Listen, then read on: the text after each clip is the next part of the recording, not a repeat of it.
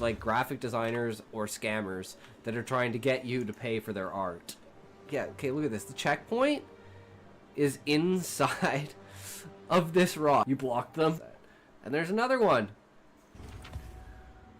Visit DogeHype.com today and climb the Twitch rankings with ease, whether you're just starting out or looking to take your stream to the next level. DogeHype has the tools you need to succeed. No, it doesn't. You're fucking idiot. And as always, remember, you can't say fuck you to your friends. Who can you say fuck you to? Fuck you. See if we can buy a new body piece, because the body is the only thing at the moment that we need to replace.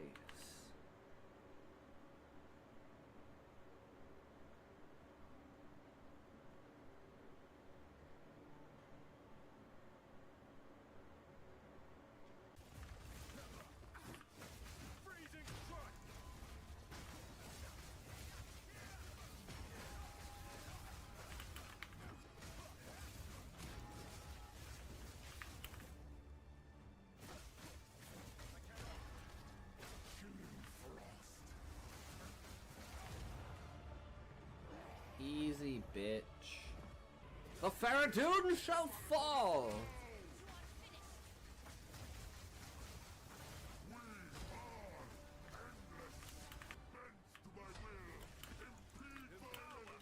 Oh shit, I got hit by that. That was bad.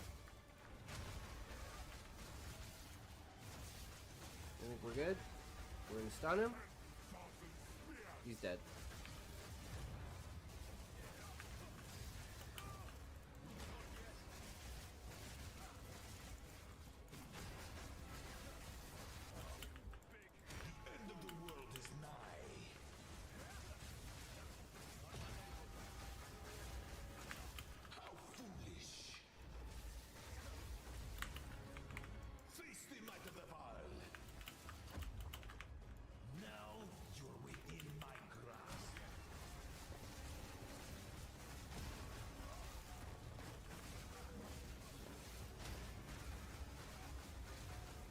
Dead.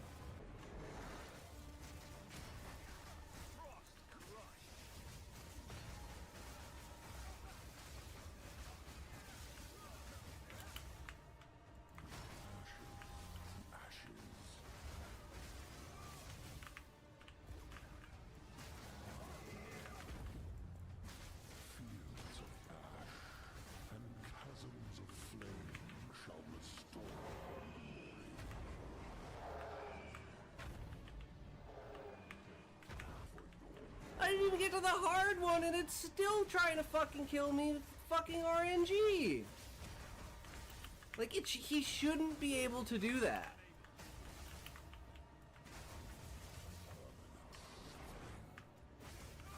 So bullshit. And I forgot to charge. Oh my god, and I jumped out of it.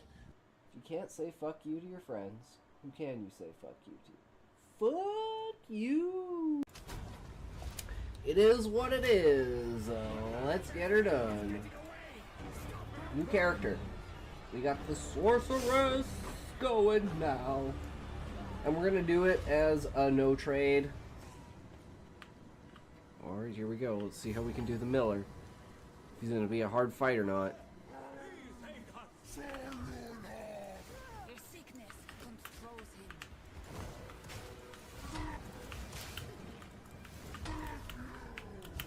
Ooh. Oh god. Oh, perfect timing to stun him. Oh god. Nice. Yeah, just do this one last thing and then I'll give you everything that you promised. Oh, I'm sorry, just do this one last thing and then I'll give you everything that I promised. Oh, please, just do this one last thing and then I'll give you everything that I promised. Oh, please, just do this one last thing and then I'll give you the power. I swear, I'll give you the power if you just do this one tiny last thing. Feed this soul to the beast. And then afterwards, feed yourself to the beast.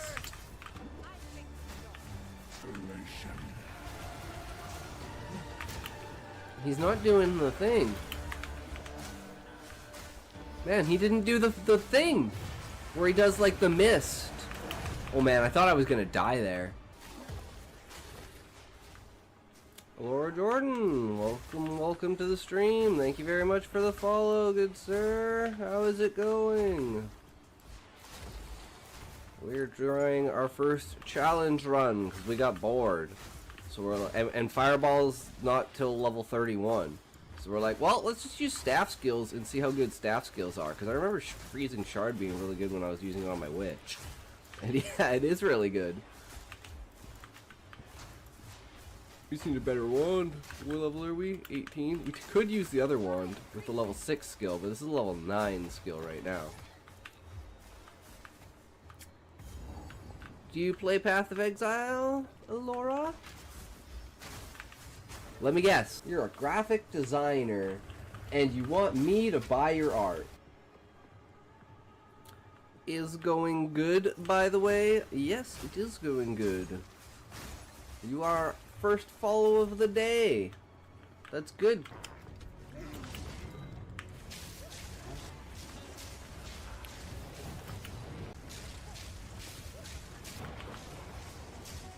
Dead.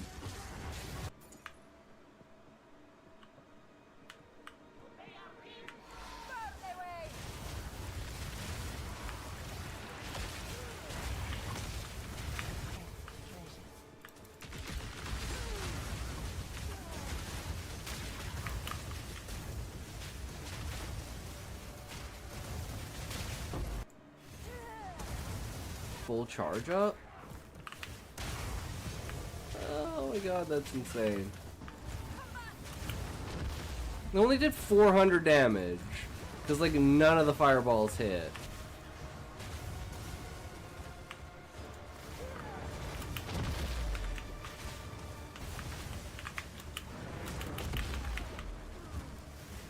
So close. Okay, I just need to kill him.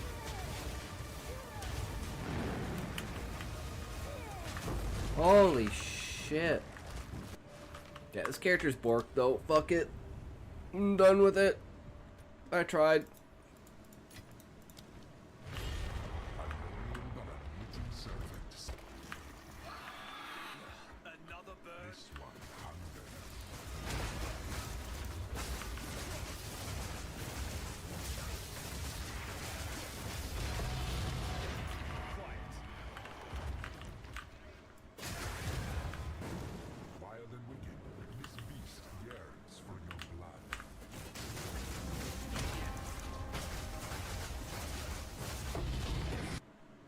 Insert 3 fates to unlock the door to the Trailmaster?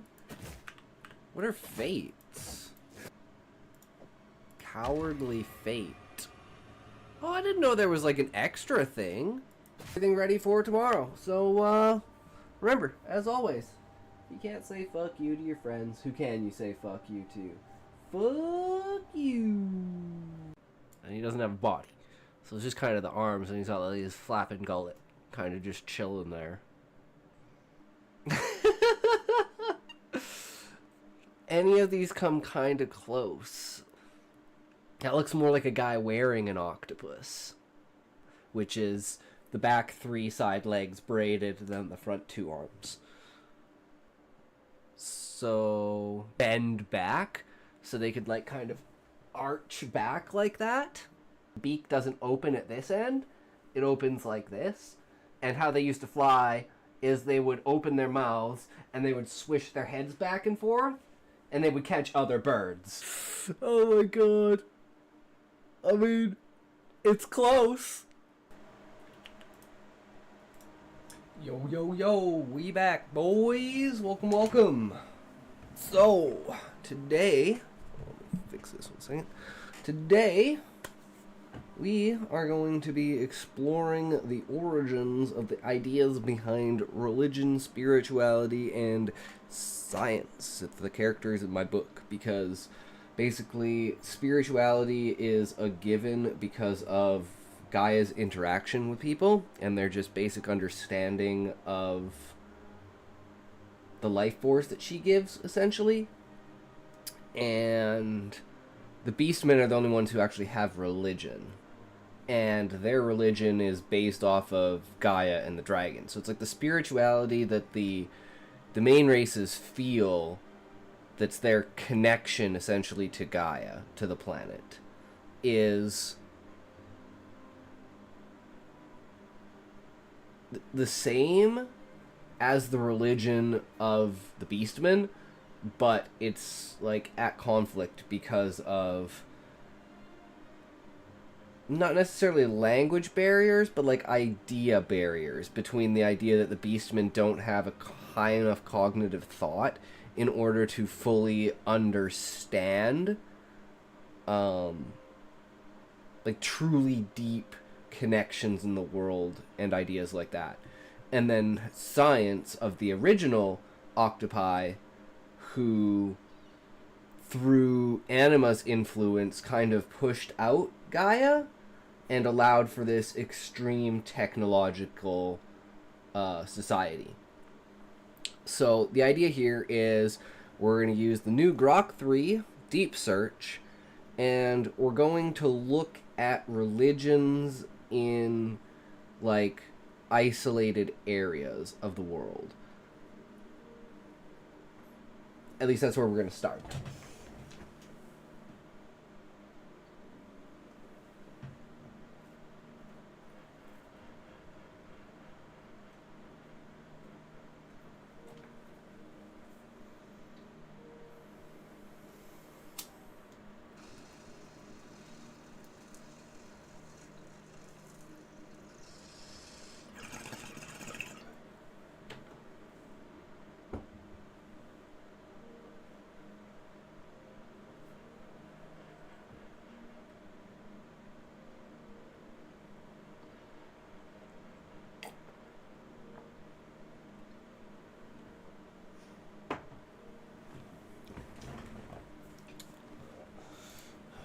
Okay, ask Grok. Here is emerging religious or spiritual beliefs of somewhat uncontacted tribes. So can you summarize emerging religious or spiritual beliefs?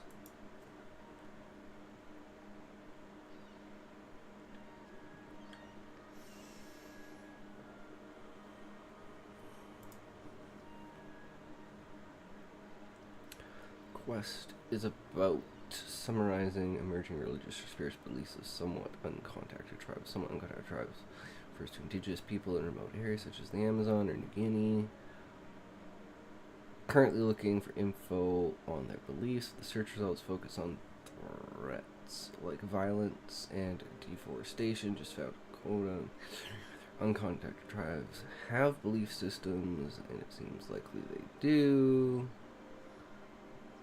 Many search results focus on the 12 tribes cult, which isn't relevant to uncontacted tribes. I'm finding general info on Native American religions, but it doesn't specify beliefs of recently contacted groups. A tribe emerged from the forest in Brazil's Acre State in 2014, making peaceful contact near the Peruvian border. So it's just going on about random shits. Key points. Amazonian tribes, including somewhat uncontacted ones, have animistic beliefs, revering nature and using shamans for spiritual mediation.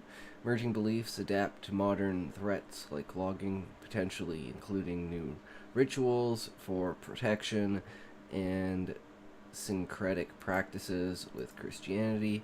So the point of this is like the uncontacted emerging tribes are basically the idea of the Beastmen. And it's like, as the adventurers start to flow out into the world and make contact with the Beastmen and, you know, create bonds with certain villages, and they start to incorporate, like, or they start to bring adventurers into, like, kind of their teachings and stuff like that. So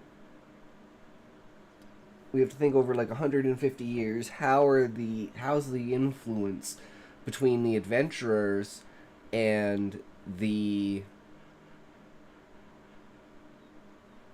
beastmen going to change the beastmen's culture, values,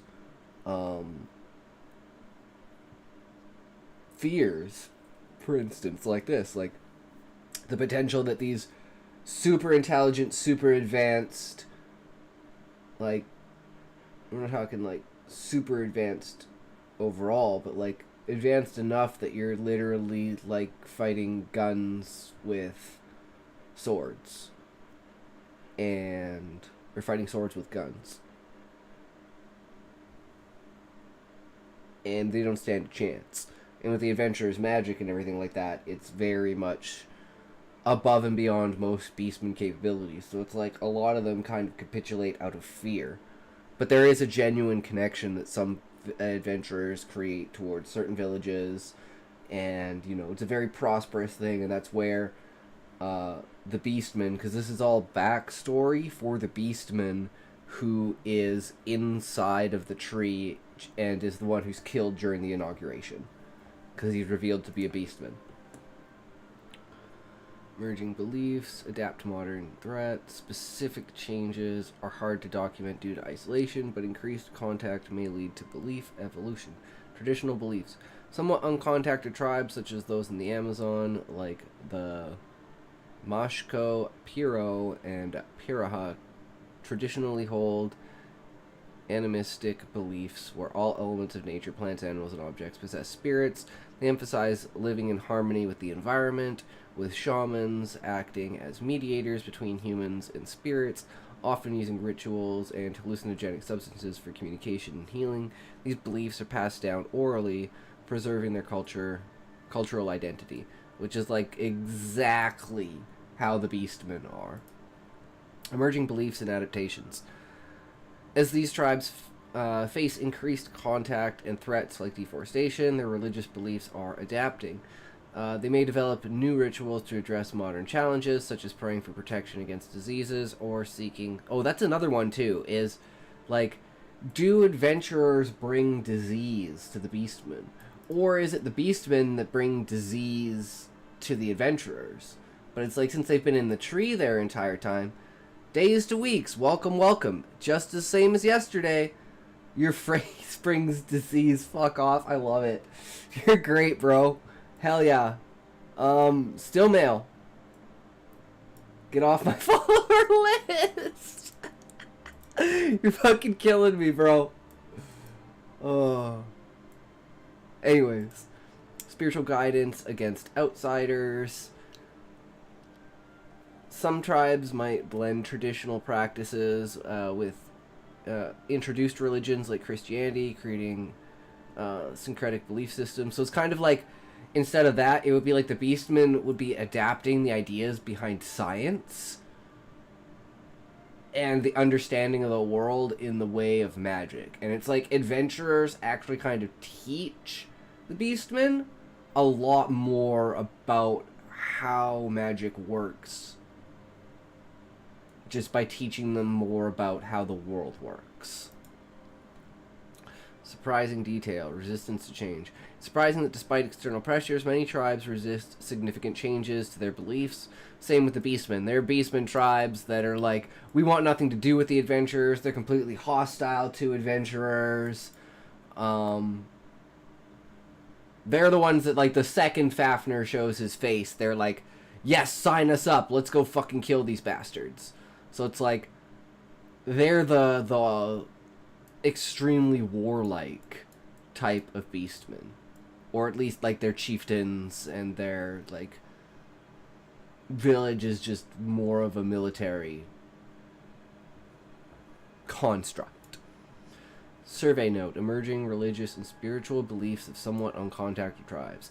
This survey note explores the emerging religious and spiritual beliefs of somewhat uncontacted tribes, focusing on indigenous groups with limited or recent contact with modern societies, particularly in the Amazon rainforest. These tribes, such as the Mashko Piro in Peru and the Piraha in Brazil have historically maintained rich spiritual traditions. And this analysis examines how these beliefs are evolving in response to external pressures and interactions. Background and context. Somewhat uncontacted tribes are defined as indigenous groups that have had minimal or recent contact with the outside world, often due to their remote location in regions like the Amazon, New Guinea, or other isolated areas. Estimates suggest there are between 100 and 200 such tribes globally, with a majority in South America, particularly northern Brazil, where the Brazilian government and National Geographic estimate 77 to 84 tribes reside. These tribes are vulnerable to threats like violence, disease, deforestation, which can disrupt their traditional ways of life, including their spiritual practices. And that's kind of one of the things that when the first races started to show up, that the Beastmen were like, are these the ghosts of our past? Because they're octopi, and in their lore, these creatures are the enemy. In their religion, they're like demons, essentially. So there's the extremely religious, fanatical side that take to hostility because of their teachings. And then there's people, the Beastmen, that are like, you know, they're not quite so fanatical in a sense that they're willing to believe that these 800-year-old, 1,000-year-old teachings might have a little bit off, and the world kind of evolves. And it's like they have a basic understanding of this through, like, the idea of the evolution of their culture and how they can look back in their stories and see how the world was different in those stories. Even though, like, we're talking generations and generations and generations of telephone, essentially, with these stories. The term emerging in this context likely refers to new or evolving beliefs that develop as these tribes interact with modern influences or adapt to environmental changes. That's not exactly what I meant, but I like that direction because it definitely gives more depth to it than just how do they come up with their beliefs in the first place. Well, they interact with the world, and the way that they interact with the world allows them to, you know, do that. And it's like they are very basic and pagan in their beliefs, like ritual sacrifice, worshipping idols, multiple gods. And it's like, as Gaia teaches, of course, that all planets are celestial beings, and all, like, sparkles in the sky, the stars, are surrounded by these planets. So it's like this gazing up into the sky and seeing, like, all this spectacle before you is something that is very prominent with the understanding of you're a part of this world, which Gaia tries to extremely influence people towards, being like, this is how how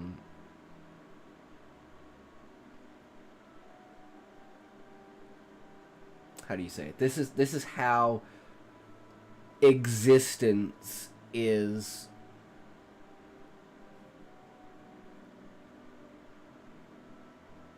I guess reword that to, like, the value, it shows the value of existence.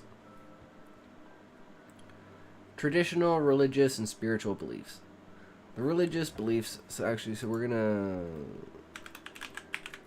Eastern tribes notes on spirituality and religion.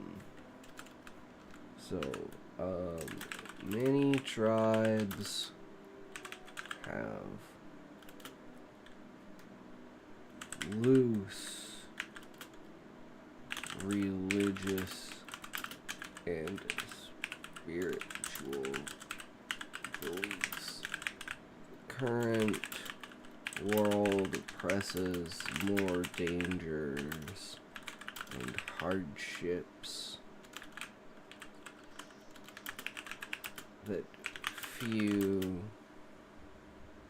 conspicuous extend the time required to develop the true understanding of their religion, not just through stories it tells.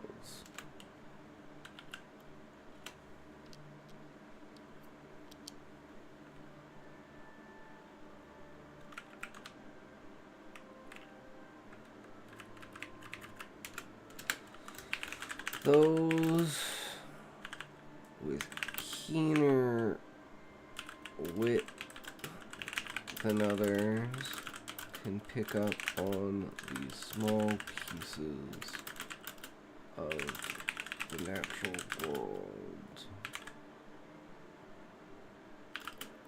and place them into evaluated categories.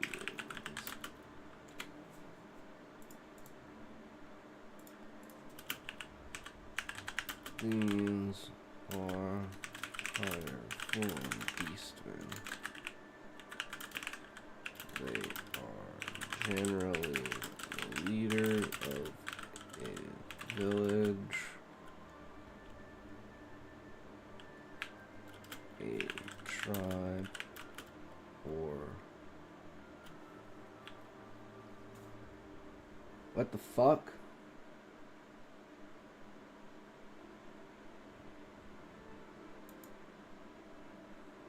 What the fuck just happened?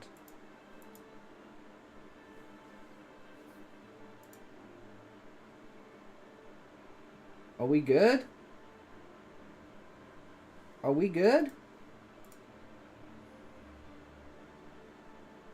Are we back?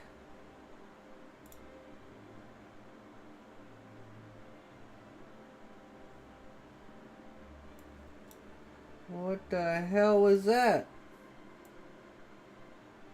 Everything just fucking died, man.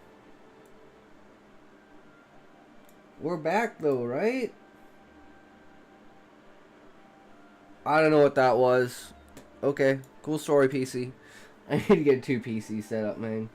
Get another Starforge PC.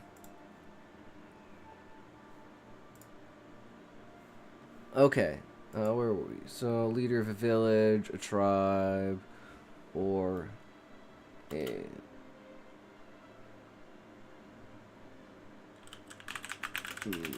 military.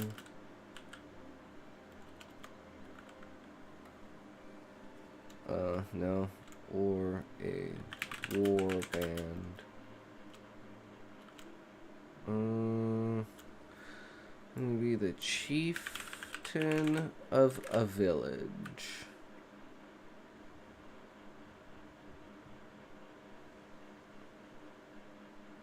I'm just thinking of a name to call. Like, a chieftain would be of a village. But then there'd be, like, the entire tribe. And then there's, like, the top rank among the species itself. Chieftain of a village. Or a tribe. Or a...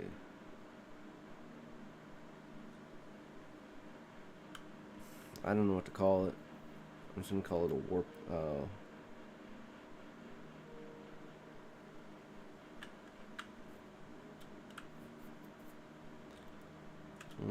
High class warrior.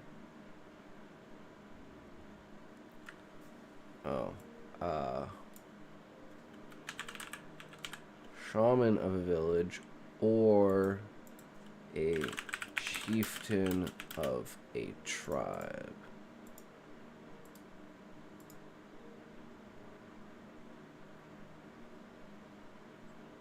Or a high-class warrior of these species. Hey Ox, how are we? Muffin, welcome, welcome. We are doing good. We are looking at the impact of outside influence on religion, spirituality, and understanding of science for uncontacted tribes in the real world in order to transfer that knowledge over to the Beastmen to have them feel like these uncontacted tribes on a lower scale of essentially thought, and how it would be like a good foundation and which direction to go of what kinds of things. And one of the things I didn't really think about, like for instance, is using methods like hallucinogenic substances to heal or communicate with spirits. Using like plants and animals around them in order to be like shamans and stuff like that. Or like bringing like adventurers bringing disease, because it's all about the adventurers interacting with the Beastmen and creating this kind of cohesion between them. Is my OBS frozen? Is that what happened? Because, like, the stream's good, right? Have you noticed that I said the same thing every stream? Yes, I have.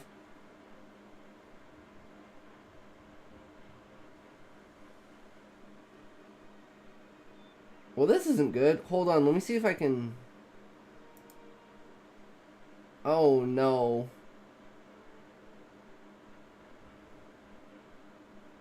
Okay, well, I don't know, but OBS... This is my OBS. It's frozen. It's not... I mean, everything seems to be working, but... It's frozen. So... Yeah, that's odd. That's new.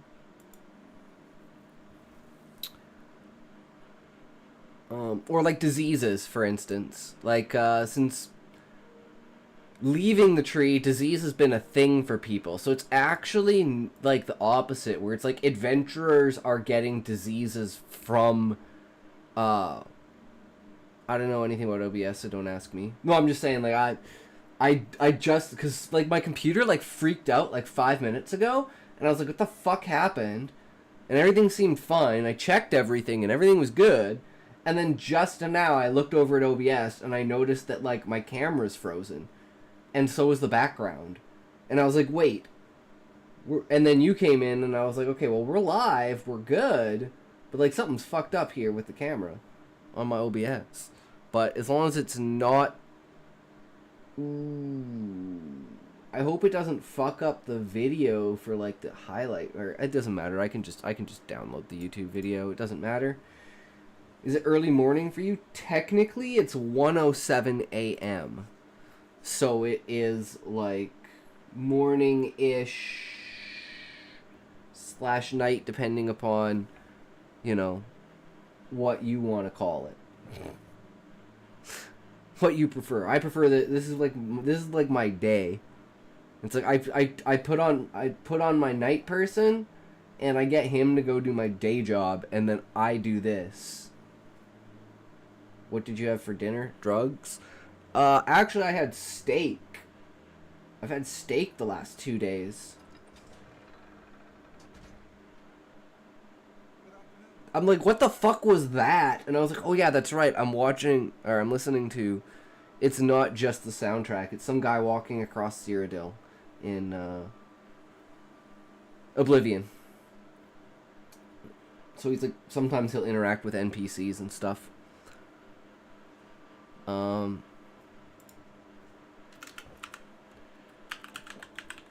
Disease is a commonplace, but to adventurers, it is more pronounced due to being in the tree for so long, even after 250 years. They still have weak immune systems compared to the Beastmen. the main species. I'm having steak too. Be right back. Nice. Sounds good, man. See you in a bit. Enjoy your steak. Immune systems compared to the Beastmen. This adds another layer of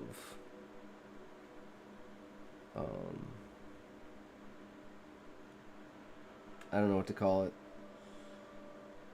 of negativity that fanatics in the tree can use against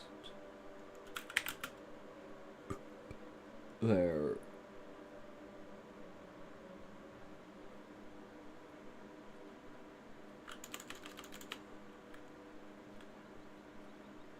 I don't want to call them enemies or foes. Use against Beastmen. Okay. Traditional religious spiritual beliefs. Religious beliefs include those somewhat uncontacted are predominantly animistic, emphasizing a living universe where all elements, plants, animals, and inanimate objects possess spirits. This is detailed in resources like the Britannica article on South American forest Indians, which notes that these tribes believe their well-being depends on controlling supernatural powers through shamanistic rites or collective ceremonies, such as sacrifices, which the Beastmen do, at least some of them. It's like there is a wide range of Beastmen themselves, which creates an even wider range of culture, which creates an even wider range of belief systems, because they're all harmonized, at least were at one point all harmonized underneath the dragons. And with the dragon's superior intellect leading them, it basically unified them. But their teachings are somewhat scrambled now, and they're considered fanatical for, like, the extreme prejudice against adventurers and the monarch and everything like that. Even though once Fafnir comes back and explains, like, what's going on, that's when the status quo kind of changes, and, like, Beastmen villages are starting to, like, empty out, Beastmen are disappearing, and rumors of a returned hidden Beastman species controlling, them from the background, which would be the dragons. Specific examples include the Paraha tribe, studied by linguist Daniel Everett, who reported they have no creation myths or concept of time, living in the present and lacking a supreme being, though they believe in spirits and have afterlife concepts like Koi Bogi and Toipe. The Mashko Hero, believed to be the largest uncontacted tribe with over 750 members, are nomadic hunter-gatherers, but specific details on their beliefs are limited due to their isolation. Merging beliefs and adaptations. The emerging religious and spiritual beliefs of somewhat uncontacted tribes are shaped by increasing contact with the outside world and the threats they face, such as logging, mining, and disease.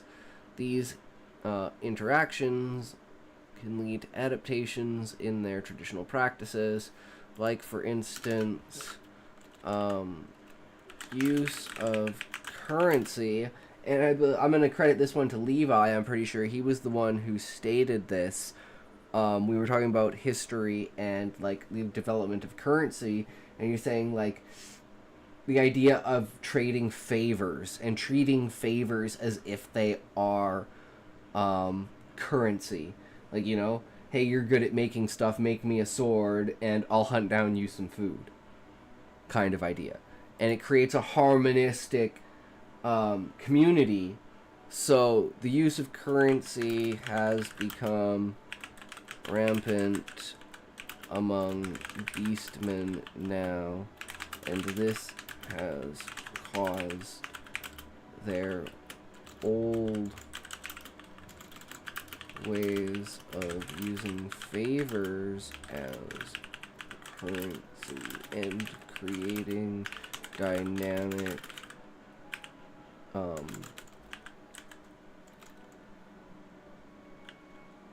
encompassed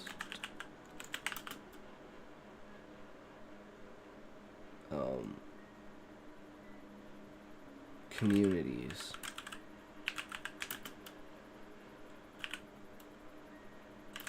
To have all the self-sustaining needs. Now, some tribes flourish with the backing of the Adventurers Guild, while others are oppressed. So there's also like a clash between the Beastmen of like Beastmen that, you know, they're smarter, they're more intelligent, they've taken advantage of this boom of adventurers, and they've like placed themselves as almost a higher class among Beastmen. And of course, this is where the Beastman in the tree comes from. One of these types of tribes.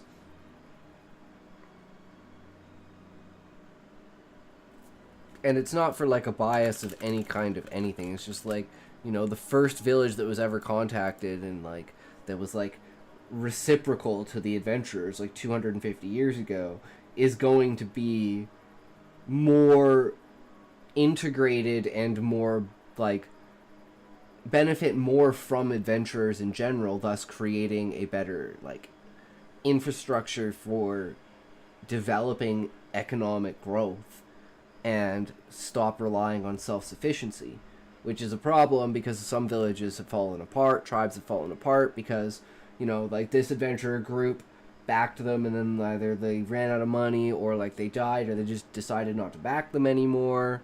So it's like, you know, they're building outposts and stuff inside of villages, trying to like assign adventurers out there for like research duty and stuff like that. So there's this large interactive ecosystem between the adventurers and the Beastmen, which we will continue to expand upon.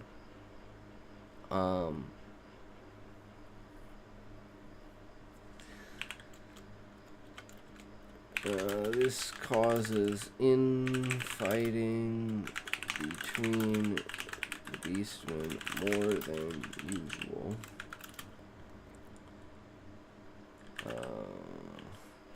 With a growing collection of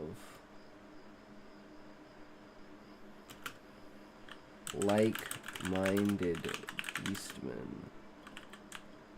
The worry of another beastman war sparking is on the lips of those in the tree.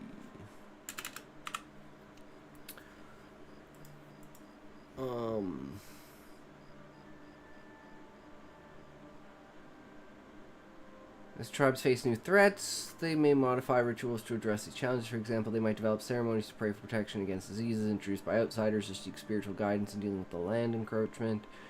The Mongabay article on indigenous spiritual beliefs preserving rainforests suggests that spiritual sites are avoided by hunters, potentially creating animal refuges which could evolve into new protective rituals. That is actually a really interesting idea. That, like, if you have an area that you consider, like, you don't hunt in that area, and then the animals in the area, like, realize that, like, you don't go there, so they make most of their nest there, and it creates, like, a sanctuary. And then that kind of reinforces the idea that this area is sacred, because it's like, well, look, how can it not be sacred? It's where all the fucking animals are. But it's a self-fulfilling prophecy. I really like that idea.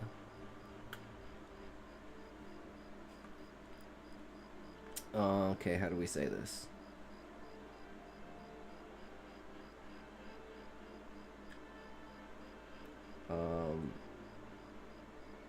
land designated sacred creates a animal refuge that reinforces the thought of sacred ground. This causes minor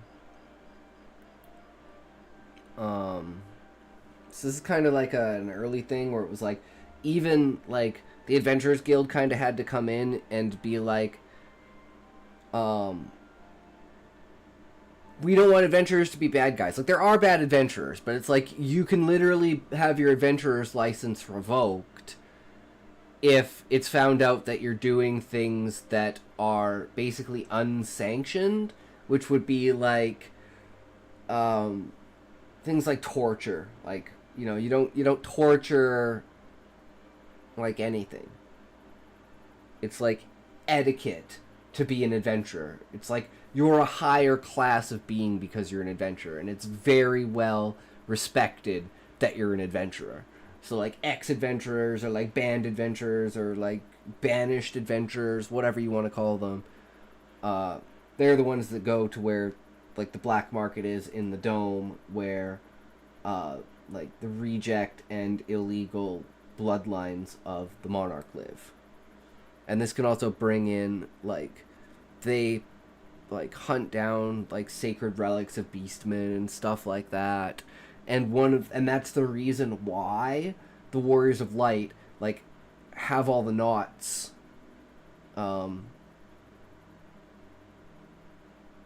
basically the tablets, the QP,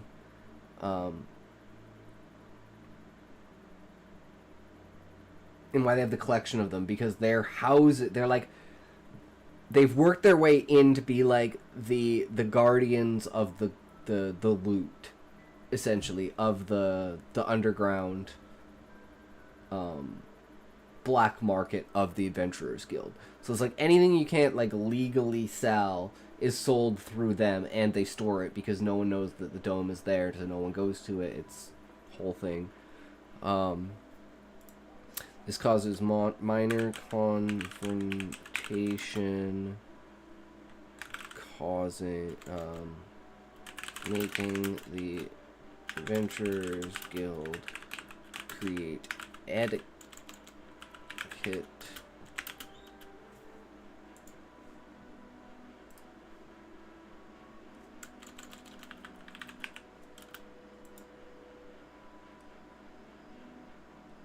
How can I not etiquette?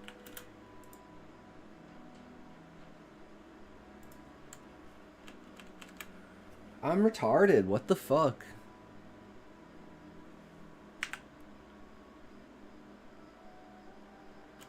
Okay then.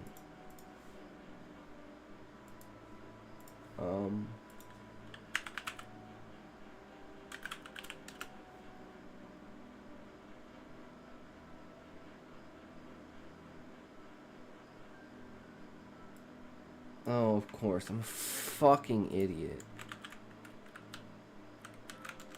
I fucking hate English. It's so fucking stupid sometimes.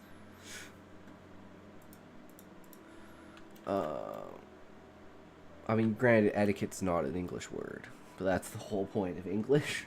It's not its own language, it's just every other language fucking combined. Adventurers Guild creates etiquette for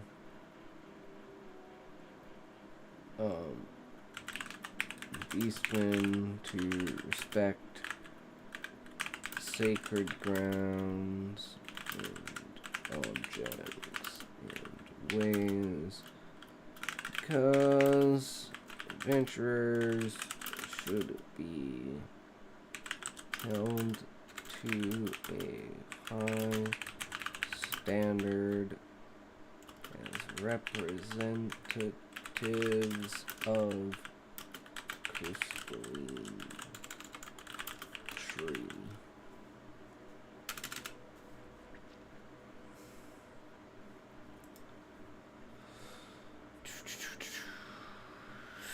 syncretism with introduced religions. Tribes with more contact may blend. Okay, so this is like, instead of having religion, because there isn't really a religion among the tree. Like, their religion is literally science and understanding. So, like, that's what they bring to the table for the Beastmen, is this deeper kind of understanding and respect for the world that's not just like, oh, spirits dwell in stuff, but it's like, you know,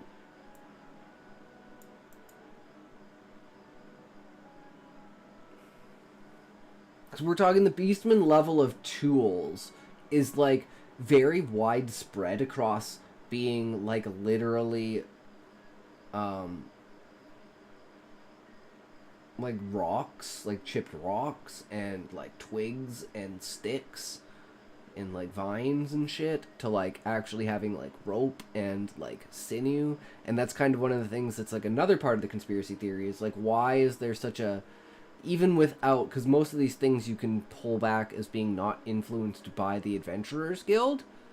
So it's like, why are all of these beastmen all over the place have such a wide variety of like evolution of tools, but they don't seem to like know how to really use them.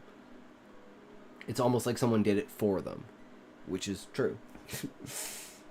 But when you gather everyone together on a species level, you're bound to get people that are above average, beyond above average. You're going to find the savants and the geniuses of the species, which is very important. Tribes with more contact may blend traditional beliefs with introduced religions such as Christianity, creating syncretic belief systems. This is evident in the Wikipedia page on Native American religions, which notes that many adherents attend Christian services while maintaining traditional practices, especially post AIRFA in 1980s Native American religions. For instance, the Guardian article in the Mashco Piro mentions interactions with locals which could lead to such syncretism, though specific changes are not detailed. Revitalization movements. In response to cultural disruption, some tribes may experience revitalization movements, emphasizing a return to traditional practices or developing a new prophetic movements. The National Geographic article on Amazon tribes indicating contact highlights tensions with settled communities which could prompt such movements. Challenges in documentation. Documenting emerging beliefs is challenging due to the isolation of these tribes and ethical considerations against forced contact. The BBC Future article on uncontacted tribes notes that first contacts often result in death and disease, emphasizing the need for no contact policies to protect their cultures. Much of the information comes from neighboring communities or aerial footage, as seen in the Survival International campaigns, which focus on land protection rather than belief changes. Protection of sacred areas and basically allowance of villages to begin with is very important to the Adventurers Guild on a level of harmony with the land. As this kind of one of their things is not over hunting, not overdoing things. It's like, we're not out here to hunt the nature. We're out here to explore and discover the world and figure out what these histories of the Beastmen can possibly teach us about our own history and the reason why we don't have any, and you know. And another thing is like why the land is so fucked up. And according to the Beastmen, it's one thing that people have discovered is it didn't used to be like this. And people can tell, yeah, it probably didn't used to be like this. Because everything's kind of just smashed together and crashed together. And it looks so unnatural and just, yeah, uncanny almost.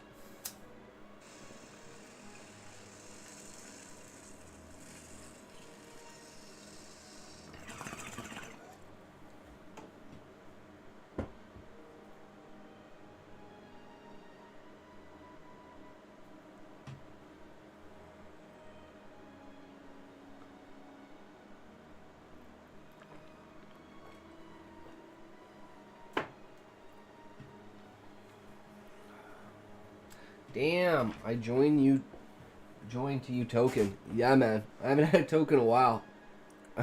Welcome, Levi. How's it going, bro? How was the stream? I didn't catch the end. I had to make some steak and clean my bong and shit before we started here. But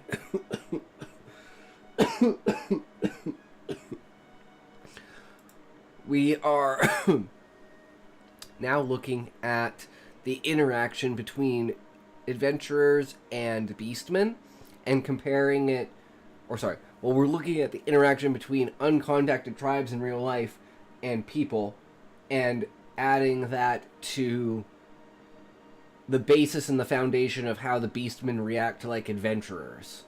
Stream went alright, ran out of steam because work was long today, but I got a good amount done. Yeah, man, looked pretty good. Thoroughly enjoyed, I'm not exactly sure what that video was about, but like talking about all those areas and stuff like that. I love learning about new places, because one of the things I still need to do is like the structure of cities and stuff like that. It's like Ifrit, I kind of want to like,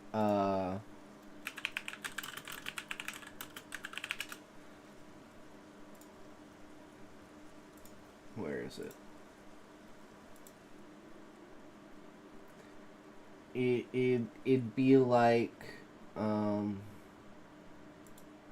yeah, okay, here it is. It's a real world place. Germantown, which inspired... Why can I never find... I fucking hate this shit. You can never find just the fucking picture. I'm like, I want the fucking picture. Just give me the picture. So it's like Attack on Titan style type building. And so imagine like it's like the volcanoes in the middle with the tree, and then the entire city is a circle around it. But it's so large, it's like 8 or 9 different cities in like different subsections. Yeah, I hate using Google Images to find the places I want. Yeah, it's so stupid how it's not the actual image, and it just like when I click on the image, why does it take me to a web page that doesn't even have the image on it? It doesn't make any fucking sense. Who designed this shit? Anyways, so this is to get the idea of the realness and depth of the interaction between the Beastmen and the Adventurers Guild. And like we were saying like last time, how in the Dome it's kind of like the black market area for the Adventurers Guild where all the bad people go. Well, essentially, like, in order to maintain like peace with the Beastmen and for the adventurers themselves not to be the ones to start another Beastman war, basically laws are made for like ethics and etiquette as adventurers, because adventurers, you are basically a high-class citizen and a representative of the royalty of the tree. So it's like being an adventurer is an honor. It's not a privilege. And you can be stripped of your adventurer's, like, ID, essentially. Whatever it is. And it's, like... it's fucked up, but I kind of want it to be, like, a First Nations status. Where it's, like, it's kind of this thing that just, like, unlocks all of the locked doors that things are, like, gate kept behind. It's like, I'm an adventurer. Oh, yeah, sure thing, sir. Go in the back and do what you need to do, sir. No problems. No problems here. You know, that kind of idea. It's an authority to them. So they're very seriously being stripped of titles should be a point in more TTRPGs when players really screw up. Yeah, I think that would be really, really fucking cool. Or it's like, the ultimate bad ending is you literally have to be, like, kicked out of being the hero, and then you join the villain. Like, it's one thing for, like, instance, like, in Baldur's Gate, where you're, like, you become the villain, but, like, to be the henchman of the villain, and be, like, running for them, kind of like how you are for, like,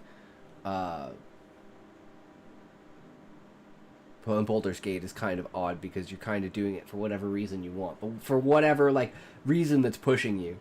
Even the appearance of impropriety is something to be avoided. Yeah, exactly. Like, don't talk in cusses and slurs and stuff like that, you know. But it's a very much like when you're on your own versus when you're in a city. Like, no one expects you to be an upstanding speaker when you're out in the wild about to be killed by, like, a wild puggle or a crab or some sort of something in the wild. But, you know, when you're interacting with actual societal things, sentient beings, it's a lot different. And same with, like, or I guess on the other side of, like, torturing, mutilating, and otherwise intentionally fucking up animals and stuff like that, or like destroying environments, because one of the things that the Adventurers Guild is also trying to do is like revitalize the environment, because it's really fucked up. And it hasn't been that long since the moon fell from the sky.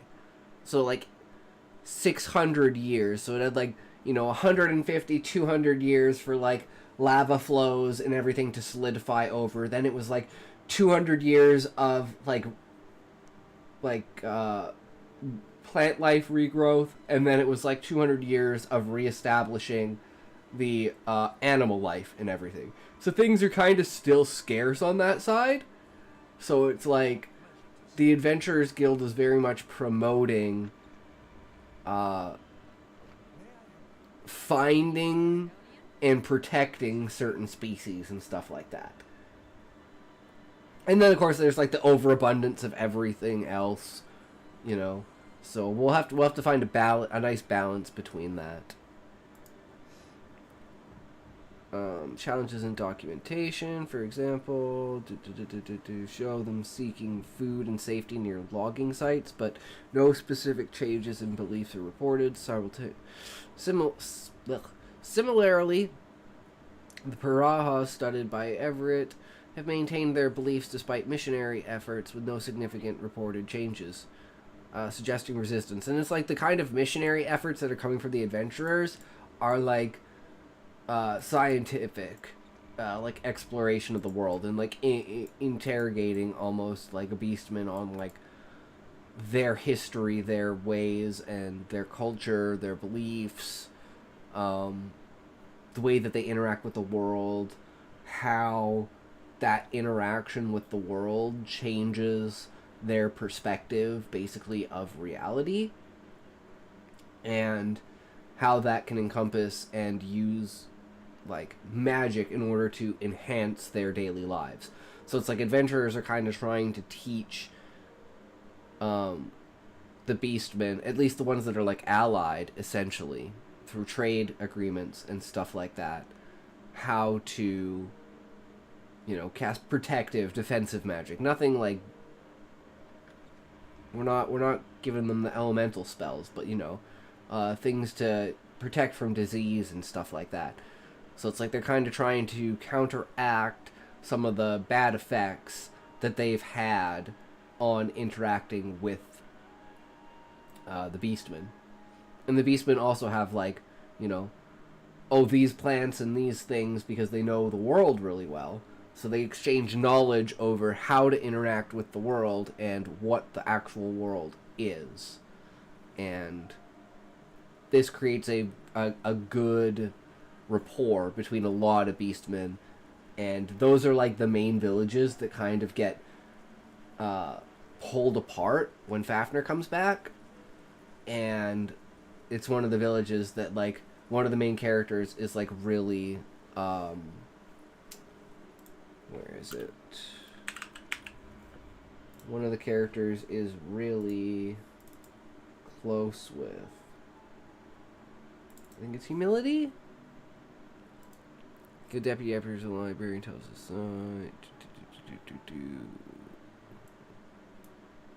Continue through jungle to get to caves. Walker is concerned because there are goblins guarding the cave. Not Sahagin. Goblin encounter. Enter cave. Chief. Yeah, because it's like Walker and his group. Yap and Hildebrandt. And they are basically going to inspect this hidden Beastman village that only a certain amount of people know about. It's like a sacred village, essentially. And he's like the overseer kind of idea, or like ambassador. I guess ambassador is a better word. He's basically like the ambassador, and his group is like the ambassador to this village. And it's very important to the tree, and they've been taken over, essentially. But yeah, that's in Chapter 5.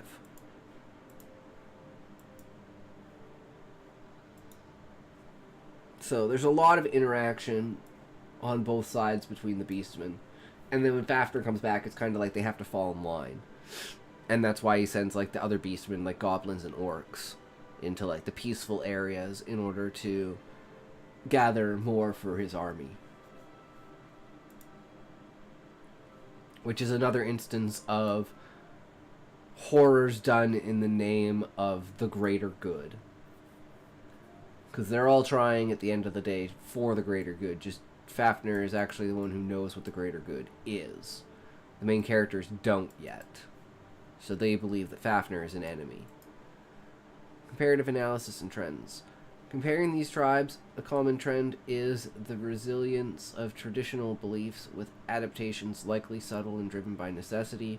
Encyclopedia.com article in Ambassador is a long-term position, whether the representative of the nation or another nation is their job. Emissary, if they're on a special diplomatic mission. True, brother. True. So yeah, they would be emissaries of the tree in order to basically catalog the most advanced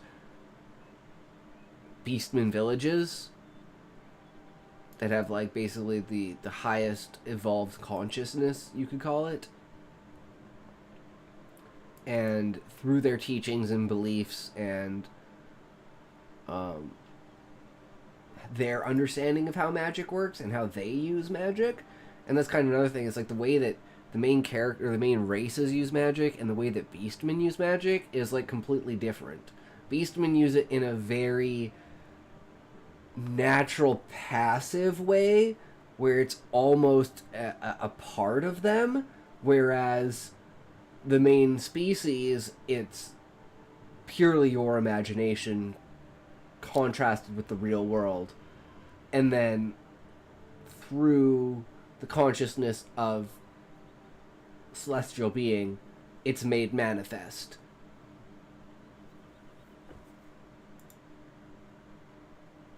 But the basic essence of magic is like a fundamental understanding of how to manipulate the world from Gaia's perspective, essentially. Like, you don't need to know how particle physics works in order to split an atom, but if you want to do an ancient magic spell that's basically a nuke, you would have to understand that. But it could be done. And even with the technology of the original octopi, it's very possible for that kind of weaponry to be used against like the dragons and stuff like that.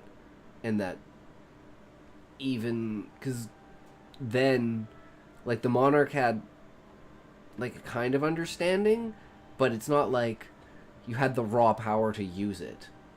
Whereas when he pulled the moon out of the sky, he's like, hey, if I pull the moon out of the sky and we release the fetal mind of the celestial being, I can use that as the catalyst as if I was there. So this is Anima speaking. So that's why he pulls the moon out of the sky. So that he has, like, complete control over the area. Valium boy, welcome, welcome! So we set it up, bro. It's ready to fucking go. There's only one problem. Because it's Kick, it doesn't allow video. So it's just an image and then audio. But it's good to go, bro. So, if you want to, feel free. No pressure. No, I did not forget. It was the one thing I did today. The GOAT Valium is here. Yeah, man. The man himself, the boy himself, the one, the only, the Valium.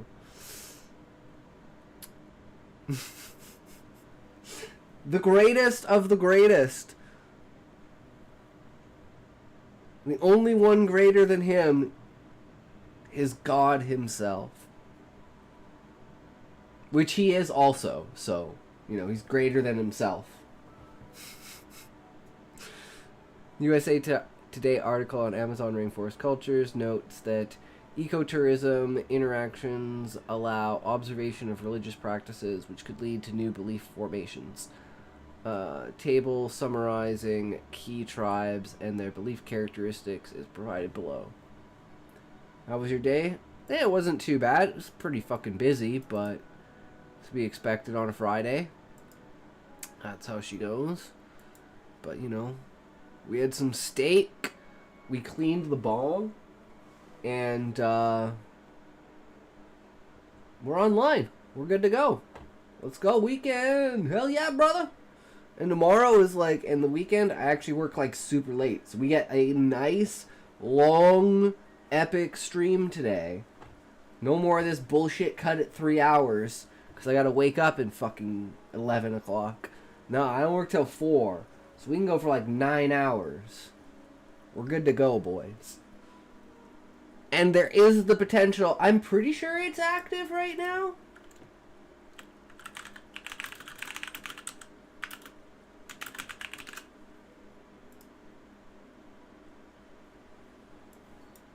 It's this.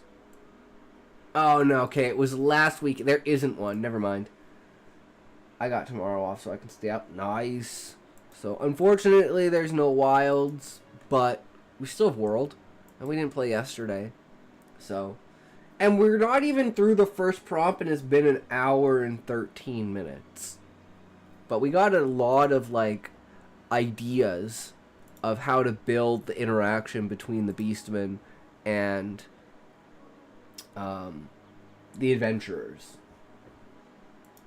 and also creating establishment of laws and edicts of etiquette and high class morals and basically laws to like protection laws for the Beastmen to prevent another Beastman war, because I mean it is a legitimate concern that the adventurers will spark another Beastman war, and it was one of like the counterpoints for when the monarch was deciding to create the Adventurers Guild. He was like thinking to himself, this is a reason why we need to make it so people don't know the past, so they don't know what the Beastman Wars are. But then when information from how the Beastmen talk about their history and stuff, it brings more information to the tree, which then causes it to be mixed in with the rest of the conspiracies around the government and everything itself. In conclusion, the emerging religious and spiritual beliefs of somewhat uncontacted tribes are rooted in traditional animistic practices with adaptations likely driven by increased contact environmental pressures.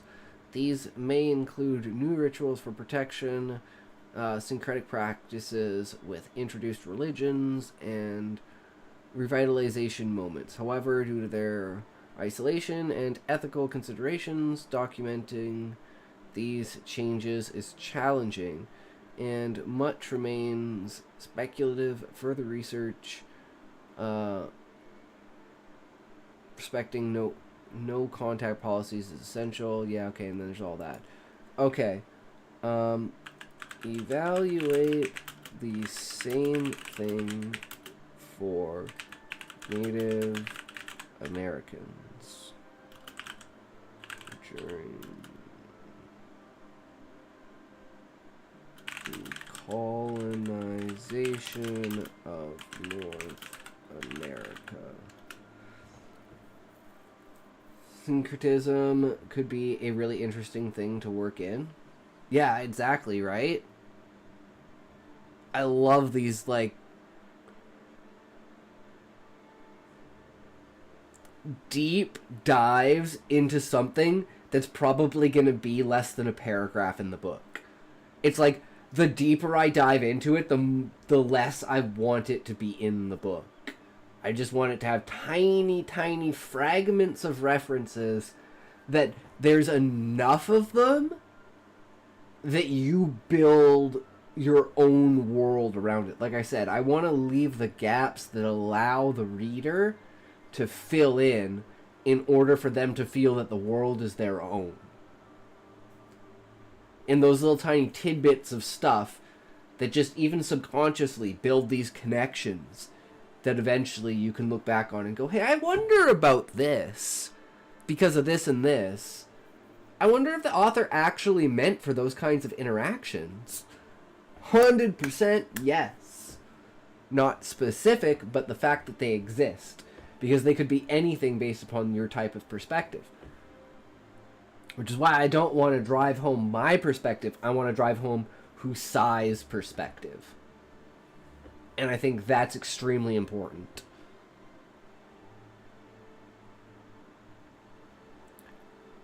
So this deep dive is very, very interesting. It's not the same as Think, but it's getting there. I wish you could have both of them on, but you can't. It only lets you have one. I can't have both Deep Search and Think on. I'm like, why the fuck not? Bitch. Native Americans blended traditional beliefs with Christianity, creating new religious practices. Some resisted changes, forming movements like the Ghost Dance to preserve traditions. Colonization led to forced... I just had a thought about, like, ritualistic dance forms are origins of the dance of the soul required to control the flow of magic. Which is, because there's 3 components to casting magic. The first is thought. You have to have the idea of what you want in your head and how that would interact and react with the world. And the stronger, like the closer those overlap, the more powerful you can basically make your magic. Because the less energy it will take to do something. Because you'll be adding all the individual pieces that morph together into reality like a spark, as opposed to creating a massive fire, which would take a ton of mana, essentially. And the sound, like, you use your thought, then sound, in order to conjure it into the real world, and then you use motion in order to control and create form for it. I quite like that. A progression from culture, ritual to true magic. Exactly. I love that idea. It's like the flow from a technological civilization in its downfall towards the rise of this magical society, interlaced with this spiritual, natural, holistic understanding of the world and its basis, due to the Beastmen and the interaction between adventurers and the Beastmen.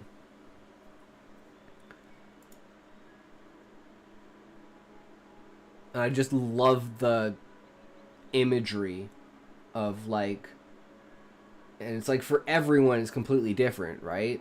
Some people have, like, a powerful enough imagination that just like wiggling their fingers in a way is enough for them to like visualize creating a firestorm and making sure that it like either stays or goes in a certain direction. Like I imagine it in my head as if they're like using like a, you know, a touch screen. So it's like adding this sci-fi futuristic kind of concept to the animations of the characters in a very fantastic, magical world. So when describing it, I would like kind of, you know, feel like it was like tapping on a keyboard kind of idea and like swishing across. Jeez. Come on, Speedy.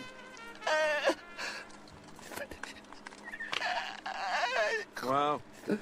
He's really on there good.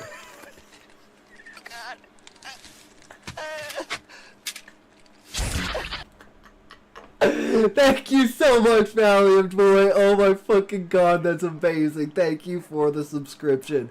You are the first ever subscriber. Thank you, thank you, thank you. This toke is for you, my good friend. Oh my god, that was fucking amazing. I'm so glad I got that set up. Oh man. It was so annoying, but I got it.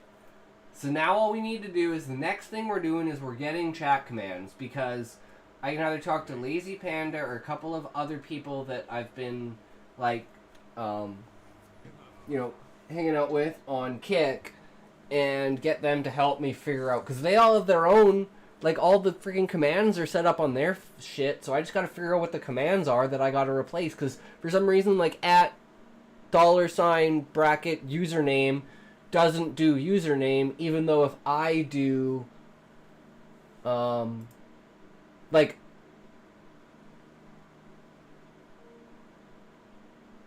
let's get high, hell yeah dude.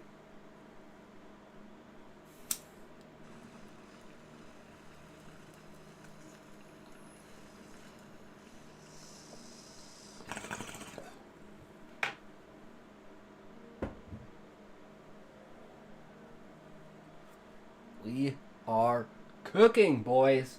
We are cooking.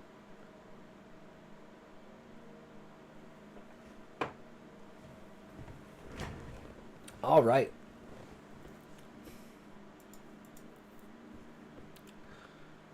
Traditional beliefs. Before European colonization, Native American tribes had diverse spiritual beliefs, often involving animistic, where spirits were present in nature, and rituals to maintain harmony with the environment. Shamans or medicine men played key roles in ceremonies and practices varied widely across tribes like the Cherokee, who had monotheistic animism, in the Plains Indians with their sun dances. I mean, I appreciate it. I mean, all you have to do is believe in yourself, and maybe someone else will believe in you too. So I'm glad you believe in me, because I believe in myself. I believe we can get there eventually. I believe the content will eventually grow, and once like the YouTube takes off, like I said, that's what it's all about. It's all about getting the YouTube to take off, and give it like a month when I get my shit together. And maybe get enough time to finally throw some, like, shit together and actually post it. Like, we've got the Clips channel set up and stuff, but we don't really have anything posted on my channel besides the main stuff, and we have to link it to all of the other 2 channels for the stories and for the book. Because we want to keep those 2 separate, but we want to have everything on here. So we'll have, like, you know, me reading all of my short stories, me going through and typing out my short stories and talking about them as I'm typing them while I'm doing like speed runs or just AI stories and how I develop and structure stories and stuff like that. So, you know, we'll see how it goes. I think it's interesting. So that's kind of where it starts, right? And then it just comes down to how well I can present that information, right? and like working with a couple of other people doing like editing work and stuff like that for videos. Like, I've done that before, so that's not really the issue. The biggest issue is time constraints. I just don't have enough time to actually sit down and make the fucking videos. And it's my fault for being lazy and not keeping like a timestamp sheet of like all of my streams to go back and be like, hey, this is when I talked about this. So this is a video, this is a video, this is a video, this is a video, right? I've just like kind of focused on other things because it's one of the things where like I want the channel to be at peak, right? And I know it'll never truly be there, but like if you look at the difference over the last like 4 to 6 months of how the streams evolved, I think it's pretty significant. And when we get to a point like I'm comfortable now, and now we're starting to interact with the community, and it's like we're just taking baby steps. Perfect is the enemy of good. Exactly. Perfection will never happen. Strive for it, but do not try to attain it. Just strive for it. Try your best. But mistakes will happen, fuck-ups will happen, and that's just the way it is. It is what it is. You just gotta take it as it goes. Take it as it comes. And eventually, everything should work itself out. But it's because of human ego and perfection stuck forever in our heads. Yup, I mean, that's the reason it's taken me 18 years to kind of put this on paper. But that's why now it's like I am finally holding myself accountable to actually writing this book. And taking all those ideas that I have in a wide sense and like zooming in on them. It's like looking down at bird's eye view of a city. It's like, okay, I know how the city's constructed, but what does 3005 on 5th Street? What kind of house is that? Is it a blue house? Is it a green house? Who lives there? Right? What are their lives like? What's the community in the neighborhood like? It's like that's the deep down that I need to construct. I have the entire overview of everything, but I don't have the knowledge of who's in that house on that street and how is their life. Some of them I do, but not enough that it's cohesive for me to have enough characters in the story by the end that makes sense. Because if we're talking, let's say, 11 main cities, each main city has at least 10 characters, like main characters that will come out of that city, with probably 30 side characters. That's like 600 characters. Even if they're just like background mentioned for like a quest hub attendant somewhere.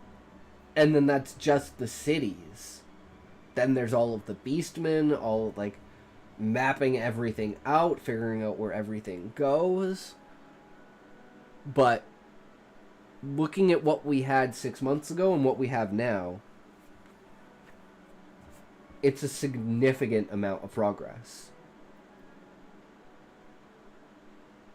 And the fact that the last 2 things that we've been doing, which are finding the origin story of the Warriors of Light due to the Monarch's bloodline, and the fact that the reason why they're so powerful is because they have the Monarch's bloodline directly, and because the Monarch is genetically enhanced. And it's one of those things that's like it's like a secret that they're not supposed to know that they can do. And that's kind of how, I don't know if I want to do this storyline, But something along the lines, it's not even worth talking about actually, because it's like completely countered by the fact that the adventurers get kicked out of the tree. So there's no point in even dwelling on the idea of Husai being like branded as like the enemy in some way, shape, or form, and like forced to flee and just like always on the back foot trying to avoid society. It's like, that's not what I want. He's the leader of the Adventurers Guild. He's front and center of everything, and he's going out there to figure it out for him fucking self. That's the story.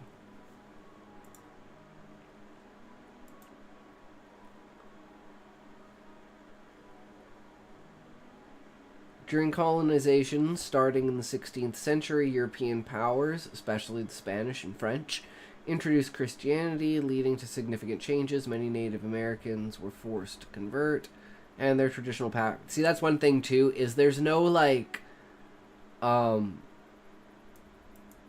forced conversion. There's no, like, concentration camp kind of ideas. There's no destruction overall en masse of the Beastmen, even though that's what the octopi originally were trying to do. Like, the original invading octopi were basically based off of like Napoleon trying to take over the world, only he actually succeeded and brought the moon from the sky, only literally. And the next step, before I go brush my teeth, you can add emotes of exclusives badges for subs.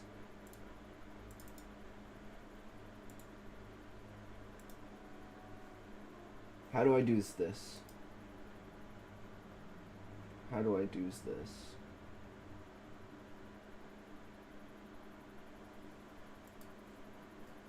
How does I do this? I don't know anything about emotes.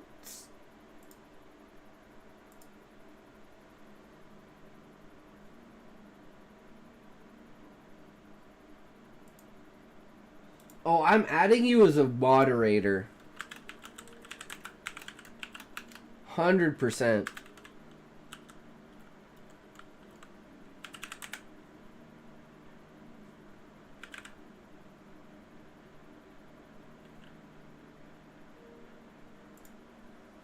You are now a moderator, Valiant Boy.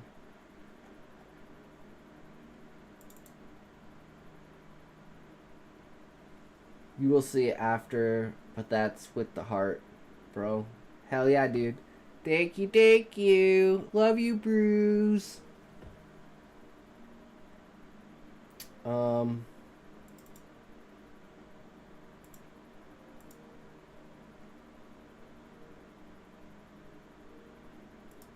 Well, I'm giving you this one just straight up.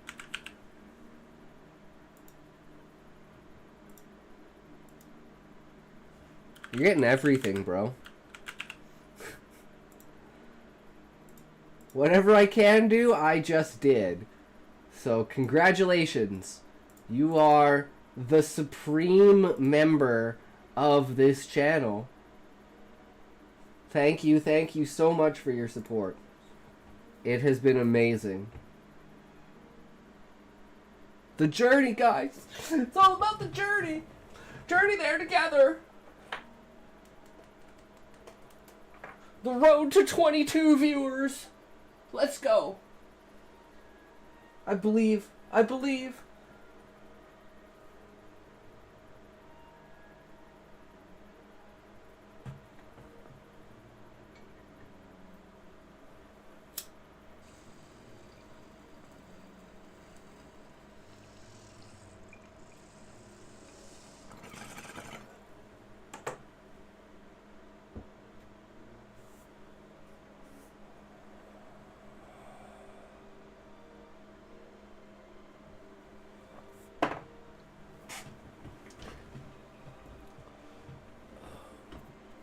Okay, I just had another one.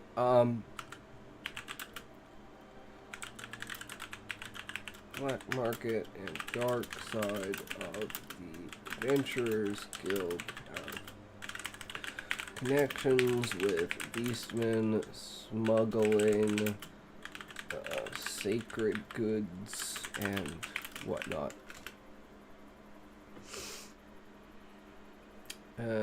And like peddling information. Something like that. Oops. Resistance and adaptation. Or did we not finish this? However, rather than Native Americans forced to convert and their traditional practices were often condemned as satanic by 1700, practiced in secret. However, rather than fully adopting Christianity, many blended with native beliefs, creating syncretic religions. Examples include the Longhouse religion among the Seneca and the Native American Church, which incorporated peyote ceremonies. Ooh, interesting. Resistance and adaptation. Some tribes resisted, with movements like the Pueblo Revolt and the Ghost Dance aiming to return to traditional ways or drive out settlers. Others adapted, learning English and Christian skills to navigate the white man's world. That's like the intelligent beastmen tend to do this, where there's like they can't go inside the tree, but they can go in Ifrit. And there's like beastmen traders, like they're widespread and stuff. It's just that kind of idea of like the difference between your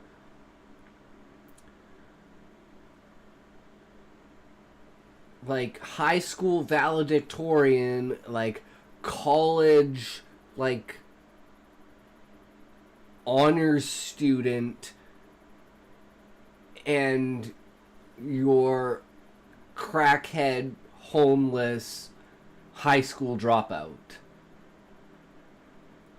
Like the scale of difference between or among every single one of the races. It's like there are beastmen that are more intelligent than some octopi. Because there's just such a wide variety of it. Of course there's going to be some fucking retarded idiots and people with some fucking brain damage. But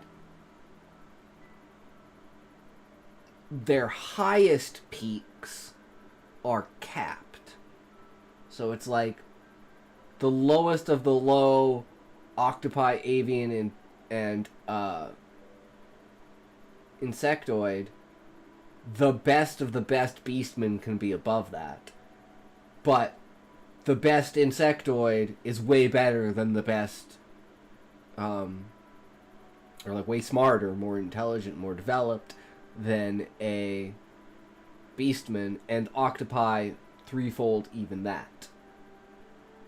So it's like an intellectual racism, I guess. I don't even know what you would call that.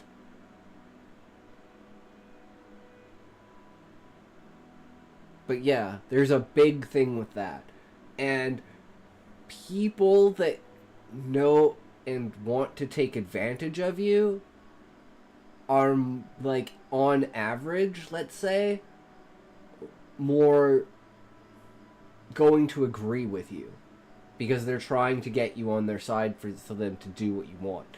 So it's like, they're extremely agreeable, right? It's like, only if something goes wrong does shit hit the fan. And they don't want shit to hit the fan. They want everything to go smoothly. They just want to make money. And that's kind of how, like, some of the Beastmen are as well, with, like, dealing with the dark side of the Adventurers Guild and the black market and, like, banished adventurers and stuff. And, like, you know, stealing, like, a kid beastman stealing one of, like, a sacred object in the village in order to leave and try to become an adventurer himself. But that's the one thing, is beastmen also cannot be adventurers. Like, they can't be issued an adventurer ID, essentially. You can have a beastman in your party, and there are some parties that have beastmen in them, but they're not officially, they can't officially be recognized as adventurers. And maybe this will be a point in chapter 2 where it's like that's another point of contention is point of contention for the new viceroy is that he wants beastmen to be able to have adventure licenses. Because I've been wondering...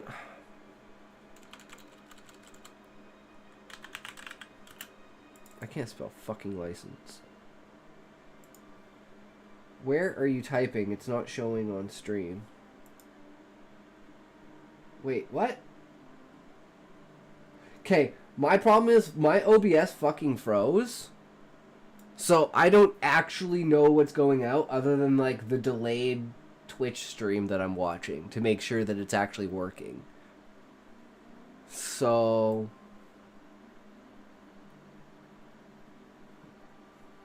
Wait. I'm really confused, actually, too. Why is it not showing what I'm typing on screen? Uh-oh. Oh, shit.